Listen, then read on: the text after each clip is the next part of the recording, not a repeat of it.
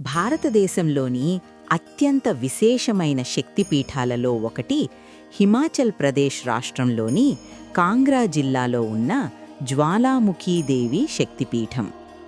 పురాణాల ప్రకారం దక్షయజ్ఞం తరువాత సతీదేవి శరీరం విభజించబడినప్పుడు ఆమె జిహ్వ, నాలుక ఈ ప్రాంతంలో పడినట్లు చెబుతారు.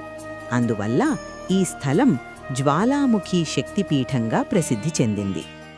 జ్వాలాముఖి ఆలయంలో ప్రత్యేకత ఏమిటంటే, ఇక్కడ అమ్మవారు విగ్రహ రూపంలో కాకుండా భూమి నుండి వెలువడే శాశ్వత జ్వాల రూపంలో దర్శనమిస్తారు.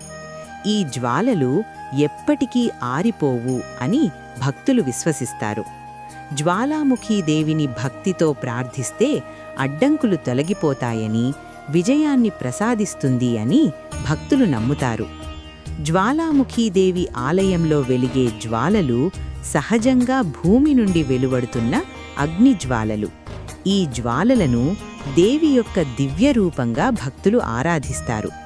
ఈ ఆలయానికి సంబంధించిన ఒక విశేషమేమిటంటే, ఇక్కడి జ్వాలలు శతాబ్దాలుగా ఎప్పటికీ ఆరిపోలేదని చెబుతారు. మొఘల్ చక్రవర్తి అక్బర్ కూడా ఈ ఆలయాన్ని దర్శించి దేవికి బంగారు గొడుగు సమర్పించాడని చరిత్ర చెబుతోంది. జ్వాలాముఖీదేవిని భక్తితో ప్రార్థిస్తే జీవితంలోని అడ్డంకులు తొలగిపోతాయని, ధైర్యం మరియు విజయాన్ని ప్రసాదిస్తుంది అని భక్తులు విశ్వసిస్తారు. ఈ విధంగా జ్వాలాముఖీదేవి శక్తిపీఠం భక్తులకు అపారమైన ఆధ్యాత్మిక శక్తిని ప్రసాదించే పవిత్ర స్థలంగా ప్రసిద్ధి చెందింది. ఇదే హిమాచల్ ప్రదేశ్లోని జ్వాలాముఖీదేవి శక్తిపీఠం మహిమ.